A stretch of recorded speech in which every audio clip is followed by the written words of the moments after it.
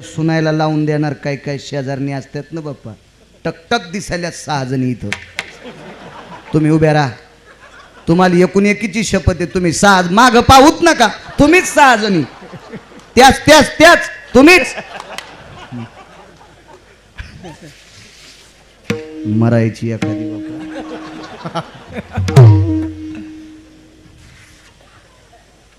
एक बाई आली म्हणली, लय तू मालक देवलाच नाही का ग? हा,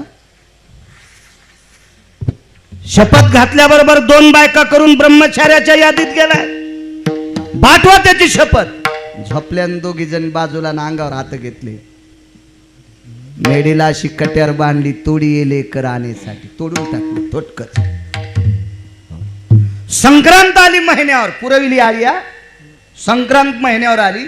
गावातली प्रतिष्ठित माणसं बायकांचं ऐकून, वाक्य नीट ऐका, म्हणजे गावातल्या प्रतिष्ठित माणसांना त्यांच्या बायकांनी सांगितलं, महिन्यावर संक्रांत आली, गोरोबा काकाला हात नाहीत, संक्रांतीला गाडगे लागतेत, गाडगे कोण घडीणार आणि आम्ही वाण कसं देणार. म्हणून शहाण्या बायकांनी, मी वाईट म्हणत नाही, तात्विक सदाचारी बायकांनी आपल्या मालकांना सांगितलं आणि ते मालक गोरोबा काकाकडे गेले.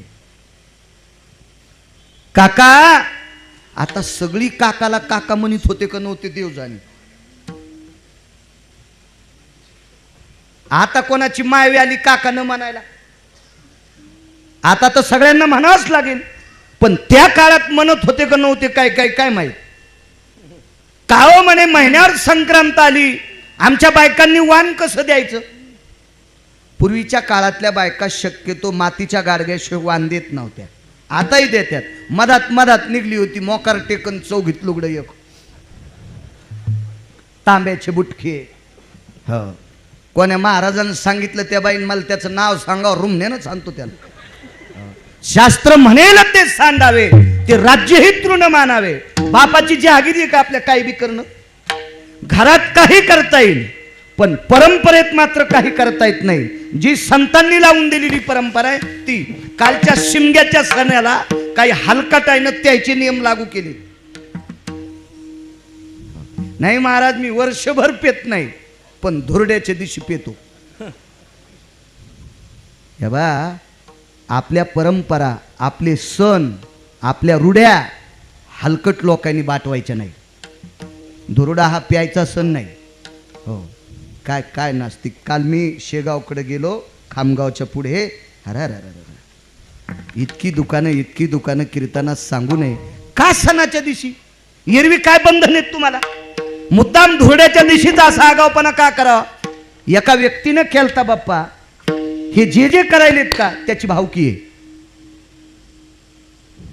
कारण विप्रचिती नावाचा राक्षस, त्याची शुहिका नावाची बायको ही माहेरात मेली. पोरगी सासरी मेल्यावर कुटाणा होतो, माहेरात मेल्यावर काय होईल. पण त्यानं माहेरात मेल्यावर बी कुटाणा केला. मई बायको मेलीच कशी. तिच्या हातानंच मेली ती. तिला कोण मारलं. तिला अग्नी प्रसन्न होता. तिने प्रदाला मांडीवर घेतलं आणि चांगलं काम करण्यासाठी अग्नी प्रसन्न होता, वाईट कामासाठी नाही. ती जळाली. मी फक्त मुद्दा सांगायला लागलो. आणि मग त्याला राग आला. आपला मेहना शांत बसावा म्हणून त्याला दारूचा रांजून द्यालता. हिरण्यकश्यपू नावाच्या राक्षसानं मेहना शांत बसावा म्हणून त्याला दारूचा रांजून द्यालता. त्याची बायको धुरड्याच्या होळीच्या दिवशी मेली म्हणून त्यानं रांजूनभर दारू पिली. तुमची कोण मेली हा तर मुद्दा बघावा लागेल का नाही, आहे का नाही. हा, नदीनं प्या, तुम्ही काय आमचं थोडंच ऐकतात. पण धुरड्याच्या दिवशीच का आपल्या संस्कृतीचं मात्र करायचं. बघा, बाकीच्या समाजाची लोक, मुस्लिम समाजाची माणसं त्यांच्या संस्कृतीत जी सण आहे तसाच साजरा करतात. आपल्या बापाची जी आगिरी आहे का आपल्या मनानं सण साजरे करायला. मागच्या लोकांनी सांगितलं ते करायचं असतं. चला, गाडग्यात वाण देत होत्या पूर्वीच्या काळातल्या बायका. हाताला टेकी, चांदीचंच बुटकं, कशाचंच बुटकं मी आणलं नाही मंजुळा, असं नसतं. 1000 कोटीवाला जरी मेला तर गाडग्यातच इस्तून येत असतात बाप्पा. भिकारी जरी मेला तर गाडग्यातच इस्तून येत असतात, सोन्याच्या गुंडीत नाही. नेम आहे आपल्याकडं. मग त्या सगळ्यांनी विनंती केली, काका गाडग्याची अवस्था काय. काकाचे डोळे भरून आले. अहो इतक्या मोठ्या लोकायला बसायला टाकायला नाही ना आंधळे बो, काही काहीच नाही ना घरी. मोठमोठ्या लोक असे उभे राहिले दारात, ते बसतेत का खाली उभे राहिले. म्हणले दादा, अण्णा, तात्या, आबा, भाऊ, काका, काय काय म्हणत होते गावातल्या लोकांना जे भूषण होते त्या भूषण सगळे देऊन टाकले. भूषण त्या उपमा दिल्या आणि सांगितलं लय पाहुण्याला निरोप केला पण एकही पाहुणा येईन. हे नसल्यावर कोणी विचारित नाही बाप्पा. धनवंता लागी सर्व मान्यता आहे जगी, पैसा असला की किंमत असती, सब पैसे के भाई, सगळे पैशाचे भाई. एक गाणं ऐकलं मी ट्रॅक्टर मध्ये, ना बाप ना भैया सबसे बडा रुपया. ते ट्रॅक्टरवाले लय मोठाला आवाज करीत येतो, काय त्याला हौशे काय माहिती, दुसऱ्याला बैरच समजित येत. आणि मुंडकच कारखान्यात नेलं करा माप. आता काय तुला पप्याच्या माईला मापायचं का? ट्राली तर मागच उलथली आहे का नाही. असे ते लय मोठाला आवाज करते. ट्रॅक्टरवाल्यानं शेतकऱ्याच्या टाल्या नाही उलथिल्या पाहिजे. जो ट्रॅक्टरवाला शेतकऱ्याचा ऊस व्यवस्थित कारखान्यात नेतो त्याच्या तिसऱ्या पिढीला त्याच्या घरात तहसीलदार जन्माला येईल. आणि जो जाणून बुजून ट्राली उलथितू त्याच्या 42 पिढ्या ट्रॅक्टरच चली त्यानं. शेतकरी लय पसा पाणी घालतो बाप्पा. ज्याचं सगळ्यात उघड्यात दुकान आहे का असा एकच राजा आहे, त्याचं नाव शेतकरी. सगळ्याची दुकानं झाकलेली, सगळ्याची दुकान गुट्टे साहेब झाकलेले, फक्त एकाच व्यक्तीचं दुकान उघडं आहे त्याचं नाव शेतकरी राजा. हो, बाकी सगळ्याची दुकानं झाकलेली, एकच उघडं. म्हणून त्याच्या विरोधात नाही गेलं पाहिजे. असो, सगळ्याला विनंती केली पण एकही येत नाही. शेवटचा पुरावा, आपला टाइम बी संपतून तोरक. हो, वाटेल ते प्रयत्न केला, कोणीच पाहुणा येईल. सगळ्या पाहुण्याला सांगितलं जितकी मिळकत येईल का तितकी तुम्हीच घ्या, पण आमच्या 13 ढोकीला गाडगे करायला या. एकही येईल. 12-13 दिवसावर संक्रांत आली. संध्याकाळची वेळ आहे. गोरोबा काकानं देवघरात डोकं टेकलं, डोळ्यातून खळाखळा पाणी येत होतं. आणि पंढरपुरातल्या मालकाला विनंती केली, देवा एवढी आळी पूर्ण करणं. पुरविली आळी, एवढी आळी पूर्ण करणं आमची. देवा एखाद्या पाहुण्याला सद्भावना देणं आमच्याकडे पाठवून. काय योग आला. दुसऱ्या दिवशी सकाळी 3:30 वाजता पांडुरंगाची पूजा सुरू झाली. पूजा आटपली मावली. आणि पूजा आटपल्याच्या नंतर पुजारी निघून गेले. दर्शनाच्या रांगा सुरू झाल्या. आणि विटेवरच्या मालकाने विटेवरच्या मालकीनीला सांगितलं, आता लुगडं नेस हिरवं. आईसाहेब म्हणले हिरवंच अंगावर येणं पण कष्टा घाल. आईसाहेब म्हणलं कष्टा? मी सांगतो लक्ष्मी तुला कष्टा घाल. घाल कष्टा. कुंकू एवढं मोठे गोल नाही, आडवं लाव. विटेवरच्या मालकानं रुक्मिणी आईसाहेबाला हिरवी नाटी कष्टा घालायला लावला गुट्टे काका, आणि आडवं कुंकू लावायला लावलं. आणि विटेवरच्या मालकानं गुडघ्याच्या खाली ईदभर धोत्र, लाल पटका आणि गळ्यात तुळशीची माळ आणि बाजार आता टाकायचा कशावर सामान. गरुडाने विचारलं, देवा काय मिळे? आईसाहेब कुंभारीन मावशीन तुम्ही कुंभार. भगवंतानं सांगितलं, गरुडा तुला गाढव व्हावं लागतंय. देवा मी गाढव? मग तुला कळत नाही का, मी कुंभार झालो, जगाची मालकीन कुंभारीन बाई झाली, तुला गाढव व्हायला काय हरकत आहे? गोड पुरावा दिला, गोड पुरावा. वैकुंठवाशी नथुराम बाबा केहाळकर म्हणायचे, असा पुरावा द्याला की कोटीची नोट आहे की नाही काका. स्वतः जगाचा मालक कुंभार झाला. गरुडा होय गाढव. आले 13 ढोकीला. गावातला मोठा पाटील चालला होता. तेव्हा बाथरूम संडास नव्हते ना, हाताने तांबे होते लय लोकायच्या. हो, अजून बी काही काही मधात बसनत. फोटो काढूस तरच संडास बांधले, शासनाचे पैसे खापुरते. आणि त्या संडासाईनं गावऱ्या ठुल्या, भुसकाटाचे पोते ठुले. आर मधात बसणं सोंबळ्या कुठं चालला गावता. तर तो काळच होता ना तसा. ते डबके घेऊन निघते पाटील होतो गावातलं मोठं. हो बापरे, कुठं लेत तुम्ही? हा कुंभारे. गाव कशाला सांगेन कुठं लन काय? आणि गाव का एक आहे का त्याचं? अख्खे गाव त्याचेच आहेत ना. त्याच्या पलीकडे सांगू का, गावातलं कोण्या दिवशी बटन दाबून मारायचं हे त्याच्या हातात आहे, त्याला देव म्हणतात बाप्पा. हे गाव आपलं कशाचं आलंय? त्याचंच आहे सगळं. ते निमित्त त्याचा धनी केला असे सगळं त्याचं आहे ना, आपलं थोडंच येते. बर बर बर बर. त्या गावातल्या मोठ्या माणसाला नमस्कार केला. पाटील गावात धंदा मिळेल का? ते पाटील म्हणलं धंदा देतो, चला. याला काही म्हणावं हे जायचं निघून म्हणले. आणि संक्रांत आली 12-13 दिवसा. ते पाटलानं तांब्या फेकून दिला आणि घरी गेले आणि म्हणले, गोरोबा काका पाहुणे आलेत तुमच्या, या बाहेर. गोरोबा काका बाहेर आल्याबरोबर पाहिलं, आडवं कुंकू लावलेलं, हिरवागार कष्टा घातलेलं पातळ. जगाची मालकीन होती. कोणाला श्रीमंत कोणाला भिकारी करायचं, जिच्या हातात ती तिला लक्ष्मी म्हणतात. हो, आणि तो जगाचा मालक कुंभार. आणि गाढ गरुड होता. आले, सगळा बाजार उतरला. आणि काली आल्यावर मग गोरोबा काकाने विचारलं, करतान धंदा? हो. पंढरपुरातलं लय हुशार, पण आम्हाला काय देता? कारण त्याला गरज काय बाप्पा, पण ओळखू येऊन ना खोटं आहे म्हणून व्यवहार करणं गरजेचं आहे ना. आम्हाला काय देता?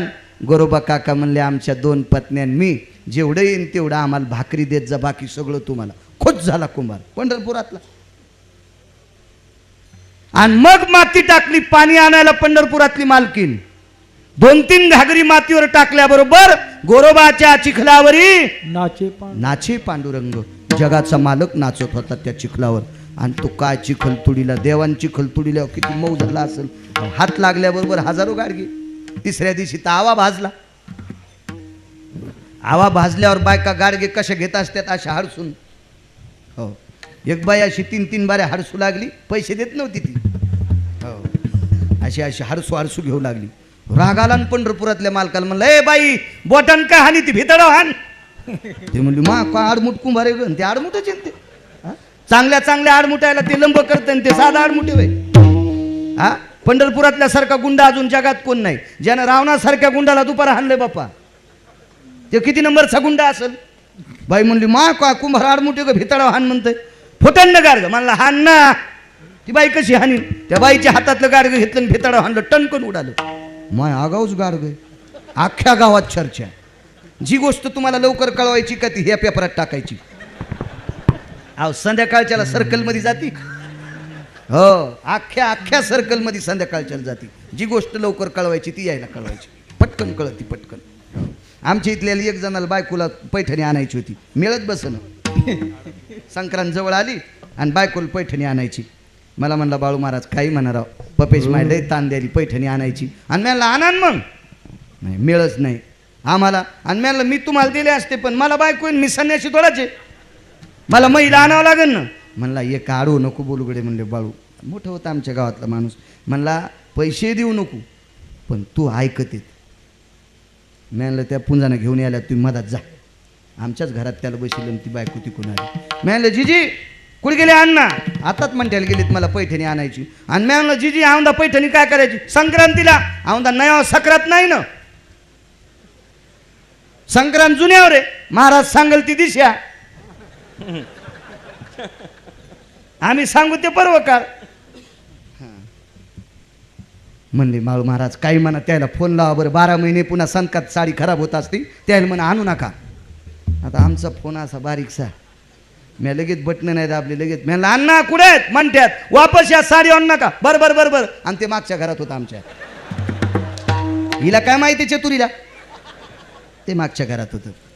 ती म्हणली, महाराज माय बरं झालं सांगितलं, नाही तर त्यानं साडी आणल्यावर 12 महिने घरात 17 बायानं पाहू डाग पडले असते. हो, अशा बायका हुशार असतात त्या. यायच्या मकड काही दुर्गुण लय देवानं काऊन टाकले असते टाकू.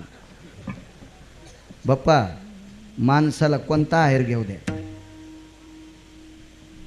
तो घालीन नाही तर नाही घालायचं, पण नाव ठुत नाही. काका तुम्ही किती भारीची साडी बायकोला आणा, शेजारणीला दाखिल्याशिवाय समाधानच नाही. 15,000ची साडी आणली बायकोला, नेसावा का नाही अशा दुष्काळात. ती शेजारने दाखिली, वचाबाई पप्याच्या बापानं 15,000ची साडी आणली. वचीच्या गोळ्या संपलेल्या. वची म्हणली, माय 15,000 दिले का? सुत कसं गोदड्यावानीचे. हे पुन्हा वापस तिचं तोंड असं मांजरानं बोचकारल्यावानीच झालं. म्हणली, बाई आणि काय सुत आणलं असं. त्यानं पुन्हा 5,000 टाकले, परळीला गेलं आणि 20,000ची साडी आणली. आता नेसावा का नाही? दोरकीला दाखिली. दोरकी अशीच भिताडाव पाडलेली. हो, आणि काय म्हणली, माय 20,000 दिले, बुट्या कशा गोचडावानी का? गोचडावानी बुट्या. यानं पुन्हा 5,000 टाकले, परळीला गेलं आणि 25,000ची साडी आणली. आता अंतिकीची इथं गेली आणि अंतिकीचं गुलूप शाट झालेलं. एकच गुलूप तिला, एकच. आणि म्हणली मा कलर कसा बाजावाल्यावानी आहे का.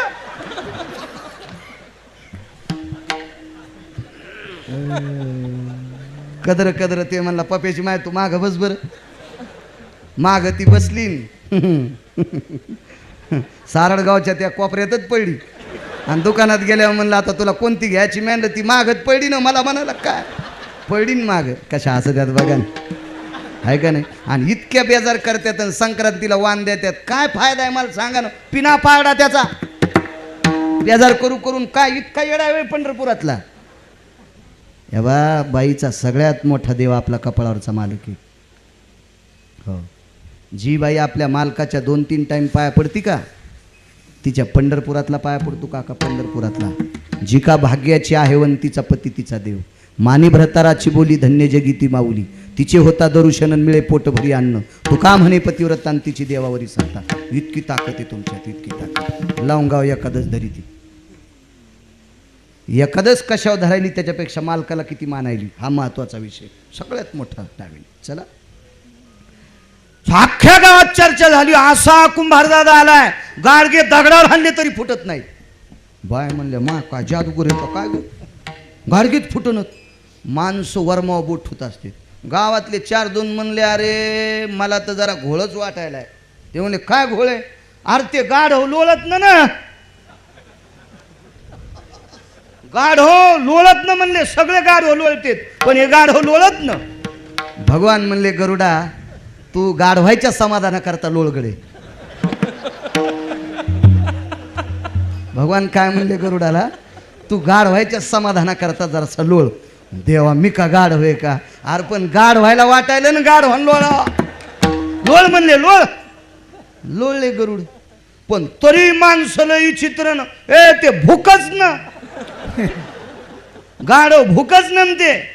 भगवान म्हणले गरुडा भुकणाऱ्यासाठी भूकगडे जारसे. लय वाट्यावर बसू बसू भूकत येत ना तो त्याच्यासाठी भूकले. गोरोबा काका काय म्हणले महाराज पाहुणे राव संधी जमा झाली घेऊन जा संक्रांतीची. नाही म्हणले खळे वसूल केल्याशिवाय जातच नाही. खळे असतेत ना खळे. नावी दादाला खळं असतं, सुतार दादाला खळं असतं, कुंभार दादाला खळं असतं. आणि पुन्हा बाप्पा त्या 5-5 पेंढ्या असतात शाळूच्या अशा माथ्यावरल्या आळाशाची कंस अशा खपक्या. त्या अशा कोपऱ्या कापऱ्यातले लांग्या लुंग्या नेत नव्हते अशा चांगल्या चांगल्या. हो आणि त्या गावात नियम होता सगळ्यात आधी एका माणसाची इथल्या पेंढ्या न्यायच्या. त्याच्या इथून नेल्यावर मग दुसऱ्याच्या न्यायच्या. मग गोरोबा काकाला विचारलं ह्या कुंभार दादानं. हे पंढरपुरातलं कुंभार होतं ना. म्हणले सोयरे कोणाच्या मळ्यात. हर म्हणले कुठं जाऊ नका. आधी आधी त्या पाटलाच्या मळ्यात जाते. त्याला 300-400 एकर जमीन 70 बुचाड. तुमच्याकडे बुचाड म्हणतात का सुडी. खुबाड खुबाड हा खुबाड 70 खुबाड 70 खुबाड आमच्याकडे बुचाड म्हणतात. आणि कंस खोड्या वळही म्हणतात हाय का नाही काका. आपल्याकडे प्रांत भेद असतो. किस देश की बोली किस देश की गाली होती. मग तिथे गेल्यावर त्या कुंभार दादाने विचारलं पाटील राम राम. म्हणजे राम राम. ते असंच फुगलेलं होतं. कोणत्या खुबाडावरल्या नेऊ आणि ना कोणत्या न्याच्यात. भगवान गरुडाला म्हणले हे जरा लय आयटीत आले रे. घाल बरं पखाड खाली. हो एक पखाड इकाड्या खुबाडा खाली आणि एक पखाड इकाड्या खुबाडा खाली. चटच गोरोबा काकाचे. सकाळी पाटील येड्याला आलो तो बोंबलूच लागलो. अरे बाप रे म्हणले चटूच गायब झाले. दृष्टांत संपला. गोरोबा काकाने आपल्या घरची परिस्थिती या गावातल्या बायकांना गाडगे भेटावा याच्याकरता आळी व्यक्त केली. एखादा जे जे केली ते ते काळी. कुठल्याही साधूचं चरित्र पहा. 7 मिनिटं वेळ शिल्लक आहे फक्त. एका बाईनं 42-43 वर्ष एक आश्रम झाडा. स्वच्छता अभियानमध्ये अजून तिचं नाव नाही. 42-43 वर्ष स्वच्छतेचा संदेश एका बाईनं दिला बाप्पा. त्या बाईचं नाव होतं शबरी. हो एवढ्या दिवस आश्रम झाडा. साधूची कृपा झाली आणि त्या महात्म्यानं सांगितलं, बाई जगाचा मालक एके दिवशी तुला भेट देईल. त्या दिवसपासून अंतःकरणात भाव आता कधी भेटल, कधी भेटल, कधी भेटल, कधी भेटल. तिची तीही इच्छा पूर्ण केली. जगाचा मालक भेटला. पुरविली आळी, जे जे केली ते ते काळी. कुठली अवस्था बघा, कुठली कुठली पण. संत शिरोमणी नामदेवरायच्या आईच्या अंतःकरणात एक आळी होती. आळी म्हणजे सोयाबीनवरली नाही. आळी या शब्दाचा अर्थ विच्छा.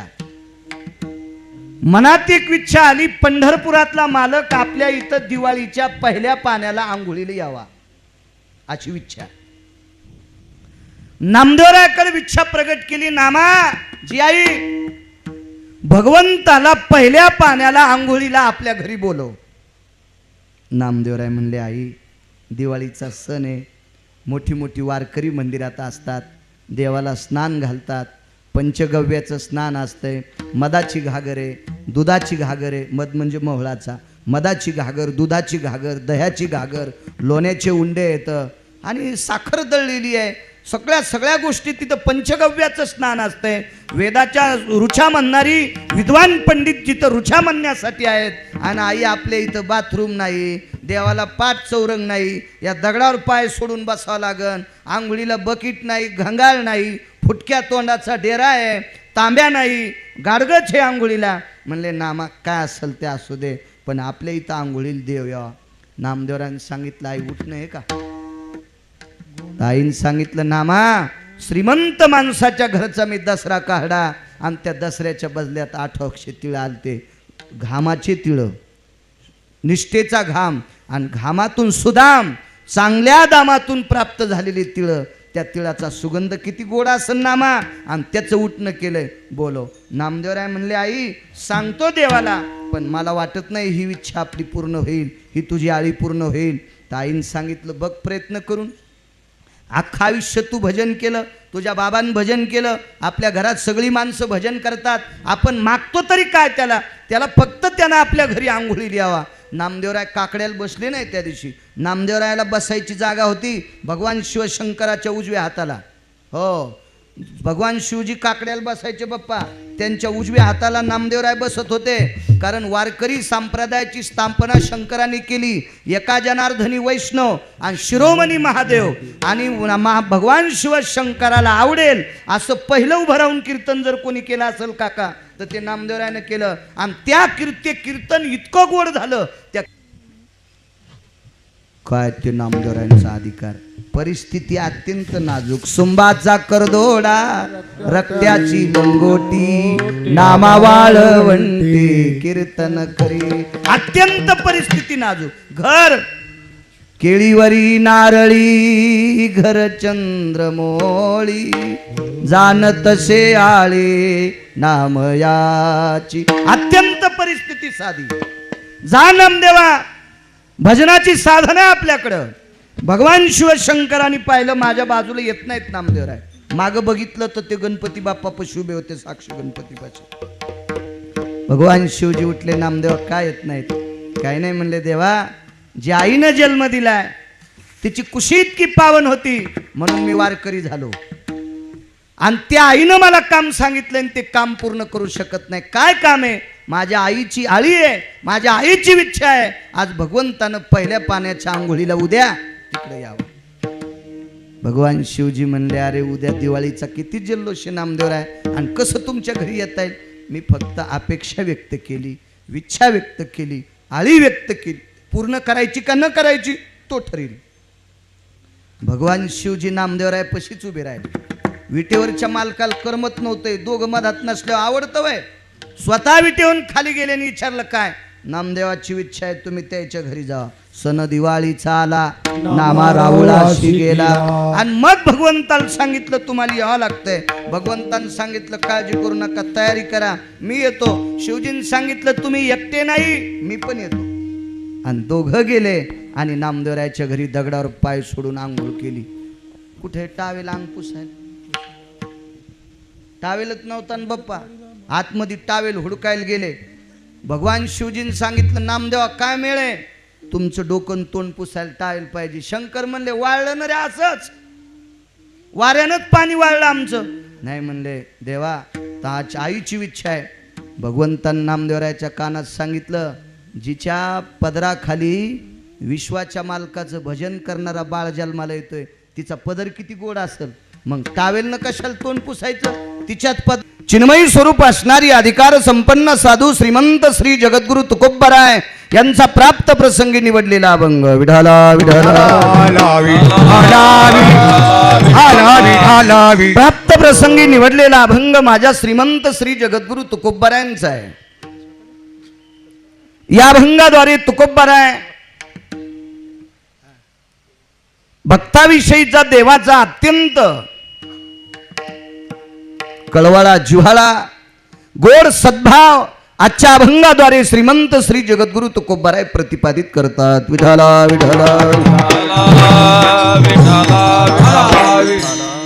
आवाज असा गोड द्या, देव चांगलं करीन तुमचं.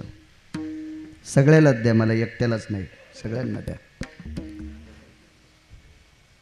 श्रीमंत श्री जगद्गुरु तुकोबराय नमूद करतात, भक्तांनी जी जी आली या शब्दाचा अर्थ विच्छा,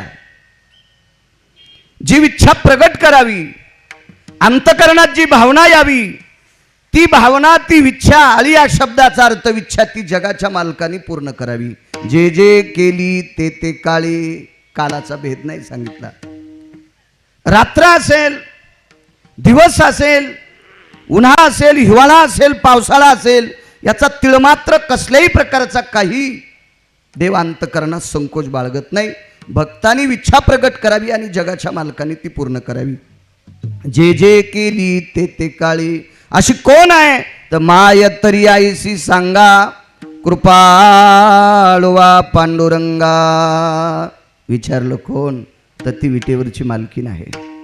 तो विटेवरचा मालक आहे. त्या विटेवरच्या विठोबा माऊली शिवाय जगात दुसरी अशी कुठली आईच नाही की ती भक्ताची ती इच्छा पूर्ण करेल. घेतले नो तरी उचलोने कडेवरी. श्रीमंत श्री जगद्गुरु तुकोबराय नमूद करतात, विटेवरची आई इतकी गोड आहे, ती एकदा लेकराला कडेवर घेतलं की खाली उतरीत नाही. जन्म देणारी आई सुद्धा आईच आहे. जन्म देणारी आई सुद्धा कडेवर घेती, पण रडणं बंद झालं की पुन्हा लेकराला खाली ठेवती. रडायला सुरुवात झाली की पुन्हा कडेवर घेती, आणि रडणं बंद झालं की पुन्हा खाली टेकती. खाली टेकलं की लेकरानं पुन्हा रडावं, त्या आईनं पुन्हा कडेवर उचलून घ्यावं.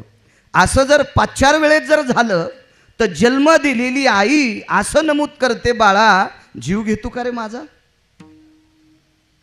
मी किती वेळ तुला कडेवर घेऊ रे बाळा, मी थकले रे, मला दिवसभर काम करावं लागतंय, माझं कंबरडं मोडून गेले रे, मी किती वेळ तुला कडेवर घेई.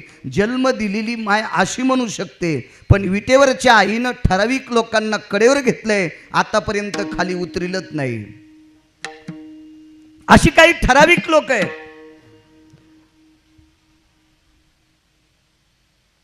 ध्रुव नावाचा बालक चिराचा सागरू उपमन्या, चिराचा सागर उपमन्या, चिराचा सागर उप आढळपती बाळ बैसाविला धुरू,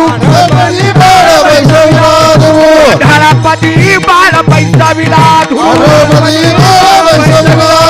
चिराचा सागर उपमन्या, चिराचा सागर उपमन्या. आढळपदी बाळ बैसविला ध्रुव. हा ध्रुव नावाचा बालक आहे. 65 फुटाचं सिंहासन बाबांच्या मांडीवर बसलेलं आहे. एक आई आली, त्या आईनं लोटून दिलं बाबाच्या मांडीवरनं खाली. 65 फुटाच्या सिंहासनावर खरचटत खाली आला. 4-2 ठिकाणी लागलं होतं. घरी पळत आला. ज्या आईनं जन्म दिलाय त्या आईच्या समोर आपली व्यथा मांडत होता. माय मी बाबांच्या मांडीवर बसलो, पण मला त्या आईनं खाली ढकलून दिलं. आई जरी सावत्र असेल पण बाप सावत्र नसतो, इथपर्यंत मला माहिती आहे. आई सावत्र असू शकते पण बाप सावत्र नसतो.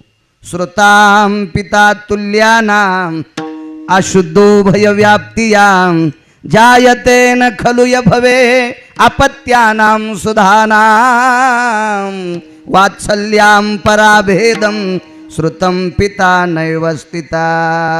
बाप मात्र सावत्र होऊ शकत नाही. आई सावत्र असू शकते, बाप मात्र सावत्र नाही. त्याच्या रक्तापासून जन्माला आलेलं ते बालक, त्याला थोडंसं काहीतरी वाटायला पाहिजे होतं, पण तो बाप मात्र बायकोच्या मुठीत होता. जी माणसं बायकोच्या मुठीत गेले, आगा रांढेची या कवे, आगा पुरुषार्थ मालवे. रान म्हणजे पत्नी, सतत सतत तिचा ऐकणाऱ्याचा पुरुषार्थ मातीत जात असतो, असा मोठ्या लोकांचा पुरावा आहे, गिरगावकरांचा नाही. विठाला विठाला विठाला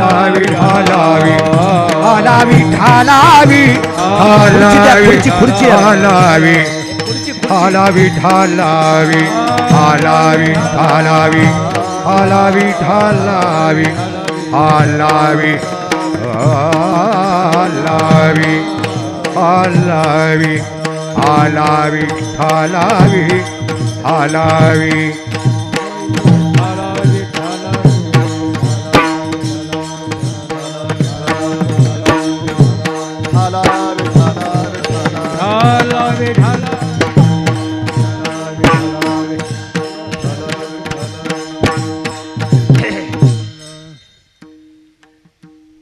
बायकोच्या मुठीत असणारा राजा, म्हणून काही चाललं नाही. आईनं सांगितलं, ध्रुवा जी, तू बाबाच्या मांडीवर बसण्याची इच्छा केलीस, किती दिवस मांडी टिकल बाबाची. ग्रासिता काळ जयासी, तो हरोनी मृत्यू परेशे. तैमशान आभास कीर्तिनाशो कायावो. काया म्हणजे शरीर. ज्या दिवशी यमाचा घाला तुझ्या बाबावर पडेल, त्या दिवशी तुझ्या बाबाची मांडी तुला आवडती ना बाळा, ती मांडी हजारो लोकांच्या समक्ष एके दिवशी पेटून द्यावं लागणार आहे. आणि ज्या दिवशी बाबाची मांडी जळेल, त्या दिवशी कोण्या बाबाच्या मांडीवर बसशील? आई तुझ्या मांडीवर. ए बाळा, तुझ्या बाबाची मांडी जशी जळती का, तशीच एके दिवशी तुझ्या आईची मांडी जळणार आहे. तू अशा मांडीवर बस, तू अशा मांडीवर बस की त्या मांडीहून, त्या कडेहून तुला आत्तापर्यंत कोणीच उतरलं नाही पाहिजे. साधना केली, पंढरपुरातला मालक वश केला आणि आढळपद प्राप्त केलं. अजूनही ती चांदणी हलत नाही. सर्व चांदण्या लुकलुकतात. लुकलुकणे म्हणजे हलणे, चमकणे विझणे, चमकणे विझणे. पण ध्रुव नावाचा तारा कायमस्वरूपी चमकतो, कायमस्वरूपी, त्याच्यात तीळ मात्र शंका नाही. उलट ज्योतिष्य शास्त्रामध्ये या ध्रुव नावाच्या ताऱ्याला अनन्यसाधारण महत्व आहे. कोणी माना न माना असं जर मी सांगितलं आंधळे बुवा, तर लोक म्हणतील बाळू महाराज अंधश्रद्धेच्या बाजूनं बोलायला आहे. पुराण काय आमच्या बापान थोडंच लिहिलंय. वारकरी संप्रदायानं वेदाची चेष्टा केली नाही, वेदानिंदी तो चांडाळ, शास्त्राची चेष्टा केली नाही, पण पुराण मात्र गळ्यात घेतलं. पावे पुराणी विचारून,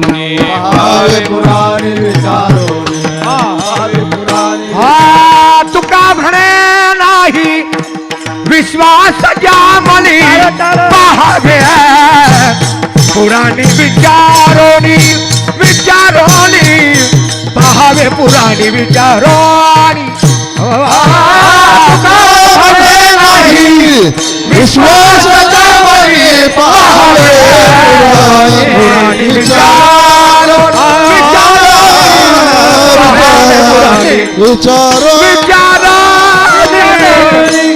पुराण सांगतंय, ही पुराणाची व्याख्या आहे. एके दिवशी लंकेश राजा रावण आणि त्याची धर्मपत्नी समुद्राच्या तीरावर बसली. माऊली कुठे साहेब, समुद्राच्या तीरावर बसली. आणि समुद्राच्या तीरावर बसल्याच्या नंतर बाप्पा रावणाची आई त्याच्यापेक्षा फार वयस्कर होती. पण आईनं बसल्या बसल्या रावणाला सांगितलं, ऐके लंकेशा स्तब्ध ताराची पाहिला, दुरुनाम तयाला पुराण संबोधिती. हे बाळा, हा ध्रुव नावाचा तारा आहे. सगळी तारे हलतात पण तो हलत नाही. बघ किती तेजस्वी तारा दिसतो. रावण म्हणे, आई मला बाकीचे सगळे दिसायलेत पण न हलणारा ताराच दिसत नाही. माय हुशार होती त्याची, तिने एकच काम चुकीचं केलं. म्हणून 2 कट्टे हलकट जन्माला आले. हो, लेकरं मूर्ख जन्माला आल्यावर लोकांवर रुसलं नाही पाहिजे. मनासे पुसावे काय केले, आपल्या आपल्या मनाला विचारलं पाहिजे. एकच काम चुकीचं होतं, बाकीचं नाही. तिनं सांगितलं रावणा पुन्हा एकदा बघ. त्यानं 4 वेळेस तारा पाहिला, बाप्पा तारा दिसत नव्हता. मग माय रडू लागली. तर रावणानं आईला विचारलं, माय तू का रडते? बाळा, हा तारा ज्याला दिसला नाही तो 6 महिन्यात मरतो. असं गिरगावकर सांगत नाही, असं पुराण सांगते. पुराण असं ज्योतिष्यशास्त्र सांगते. तुम्हाला कितपत मानायचं न मानायचं ते तुम्ही तुमचं ठरवा. पुराण हे काय आमच्या घरच्या लोकांनी लिहिलेलं नाही. तुकाराम महाराजांचा पुरावा आहे. पहावे पुराणी विचारोनी. बघा पुराण वारकरी संप्रदायाने कंठस्थ केलेलं पुराण आहे. असो, त्याच्यानंतर असे 22 लोकांची यादी मी कालच्या लॉकडाऊनमध्ये, अगोदर मला 4च लोक माहीत होते, पण नंतर आता 22ची यादी झाली. त्याच्यात दुसरी एक देतो. सगळेच सांगत राहिले, आपले 11 याच्यातच वाचतील. एके दिवशी सुमंत नावाचा प्रधान आणि राजा दशरथ शरयू नावाच्या नदीच्या तीरावर बसले. पवित्र गंगा, 350 गंगापैकी एक गंगा शरयू नावाची गंगा आहे. या पवित्र देशामध्ये 350 गंगा, 349 भारतात येतात आणि एकच नेपाळ नावाच्या देशात गंडकी नावाची गंगा आहे. आणि 2734 उपनद्या येतात. या भारतामध्ये 2734 उपनद्या. आता पर्वत मुख्य किती, उपपर्वत किती, मुख्य सरोवर किती? मानसादी सरोवरा मुख्य भयार जव करा, त्या सुवर्ण कमळाचा बीजवरा देत शेव. मानस नावाचं सरोवर, या सरोवरामध्ये सुवर्ण नावाची कमळं फुलतात. अशी काही ठराविक सरोवर आहेत आणि तुम्ही आम्ही तयार केलेली ही सरोवरं वेगळी, याची सुद्धा संख्या वेगळी आहे. पण या 350 गंगापैकी एका गंगेच्या तीरावर सुमंत नावाचे प्रधान हे राजा दशरथाचे, आणि राजा दशरथ तीरावर बसलेले आहेत आणि संध्याकाळची वेळ आहे.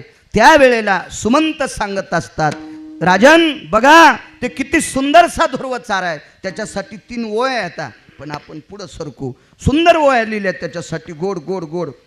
जाबालीचा पुरावा आहे, मार्कंडेयांचा पुरावा आहे. हा संप्रदाय ऋषीप्रणीत संप्रदाय, हा संप्रदाय मुनिप्रणीत संप्रदाय, हा संप्रदाय पुराणप्रणीत संप्रदाय. हा संप्रदाय म्हणजे 4 दोर सुंबळ्याची जागिरी नाही. विठाला विठाला विठाला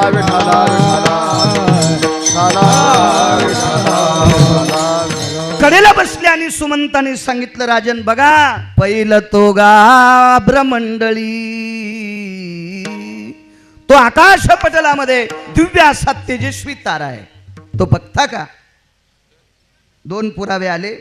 एक पुरावा असा सांगतो, सुमंताचं वय राजा दशरथापेक्षा 1.5 वर्षांनी जास्त होतं, असं एक पुराण सांगते. आणि एक पुराण सांगते राजा दशरथ हे काही दिवसानं सुमंतापेक्षा ज्येष्ठ होते. चला 1-1.5 वर्षाचा फरक असेल, दोघंही म्हातारेच होते.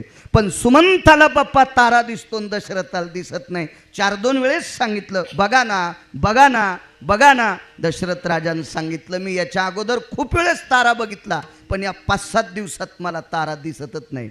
सुमंताच्या डोळ्यातलं पाणी गालावर आलं आणि दशरथ राजाने विचारलं, का रडता? महाराज, हा तारा न दिसणं अनिष्टतेचं लक्षण आहे. 3 महिने 9 दिवसाच्या नंतर राजा दशरथ गेले. विठाला विठाला विठाला मग अशा ज्योतिष्य शास्त्रामध्ये प्रवीण असणारं अधिष्ठान हा ध्रुव तारा, ही आडळपद ध्रुवाला प्राप्त झालं. घेतले नुतरी उचलोनी कडेवरी, एकदा कडेवर घेतलं की खाली उतरीत नाही. तुका म्हणे घास मुखे गाले ब्रह्मरस. तुकोबाराय म्हणतात, ती विटेवरची आई जेव घालते. आपली सुद्धा आई आपल्याला लहानपणी जेव घातलं ना, आपण काय मनान थोडे जेवलो. लहानपणी आपल्या आईनं आपल्याला भरवलेलं आहे. पण शंका अशी आहे, आपल्या आईनं जीव घातल्यावर पुन्हा भूक लागती. आपल्या जन्मदात्या आईनं जीव घातल्यावर पुन्हा भूक लागती. ती पुन्हा जीव घालती. जीव घातल्यावर सुद्धा तृप्त होती, पण पुन्हा भूक लागती. पण विटेवरच्या आईनं जीव घातल्यावर भूक लागत नाही. 19 लोकायला जीव घातलं, त्याच्यातला एक व्यक्ती सांगतो, डोके पडलेले येतं, हात पडलेले येतं, शरीर पडलेले आहेत, रक्तामासाचा चिखल आहे, बारीकसा असा रक्ताचा दांड वाहतो, हाडाचे सापळे पडलेले येतं. मोठी मोठी गिधाडं हात उचलून नेत होती, कोणाची डोके उचलून नेत होती. अशी परिस्थिती आहे.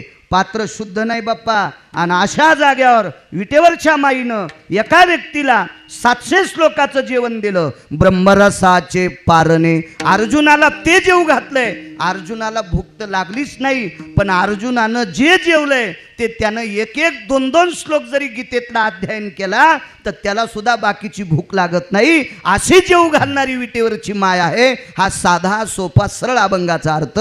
झालं कीर्तन. विठाला विठाला.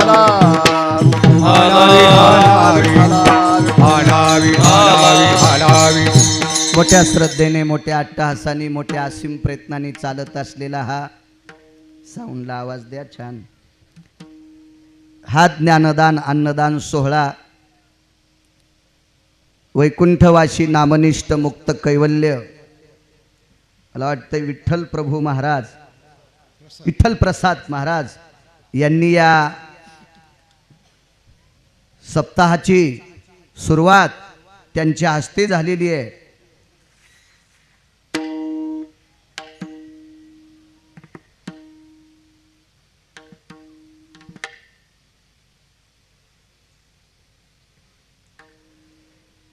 मोठ्या अधिकार संपन्न महात्म्याने केलेली ही सप्ताहाची सुरुवात विठ्ठल प्रसाद महाराज फार या परिसरातलं वारकरी संप्रदायातलं ते जडवळ रत्न होते आणि त्यांनी केलेली सुरुवात. आणि या सुरुवातीमध्ये या परंपरेत माझ्यासारख्या अल्पज्ञानी गिरगावकराला आज कीर्तन करण्याचा योग येतोय. माझं महत् भाग्य. सर्व ग्रामस्थांच्या वतीने, हळम ग्रामस्थांच्या वतीनं चालत असलेला हा ज्ञानदान अन्नदान सोहळा गावातल्या सर्व आडनावाच्या माणसांना कोटी कोटी धन्यवाद देतो. मला वाटते गावात नामयज्ञ सुद्धा चालू आहे. जप सुद्धा, रामकृष्ण नामाचा जप सुद्धा चालू आहे. मारुतीरायाच्या प्रांगणामध्ये फार फार नाविन्य आहे. तारखेच्या संदर्भात विनायकराव संपर्क करत होते, इथे येण्याचा योग आला, त्यांनाही धन्यवाद. गावात जेवढ्या आडनावाची मंडळी असतील तेवढ्यांना महाराज तुम्ही सुद्धा दुपारी फोन केला, तुम्हाला सुद्धा धन्यवाद. उपस्थित पंचक्रोशीतून आलेली सर्व श्रोते मंडळी, सर्वांना प्रणाम. महाराष्ट्रातील ख्यातनाम ज्ञानोबाराय, तुकोबाराय, नामदेवराय, चोखोबाराय, नाथबाबा, सावता महाराज, सेना महाराज, रविदास महाराज, कबीर महाराज, मीराबाई, जनाबाई, मुक्ताबाई, सखोबाई या अष्टादश संतांच्या नामाचा जयघोष करणारी ही दिग्गज वारकरी मंडळी, दोन्ही मृदंगाचार्य मंडळी, महाराष्ट्रातील ख्यातनाम चंद्रसूर्यासारखे तेजस्वी लोक, सर्वांनी वारकऱ्यांच्या चरणी गिरगावकराचा नाक घासून प्रणाम. विठाला विठाला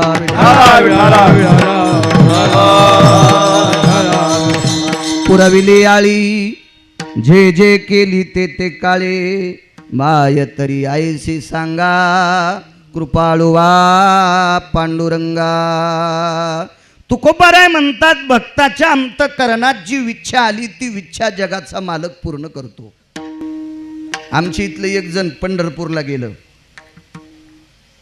माझ्या आधीपासून जात होतं ते. मला म्हणे, बाळू माझ्या 40 वाऱ्या झाल्या रे,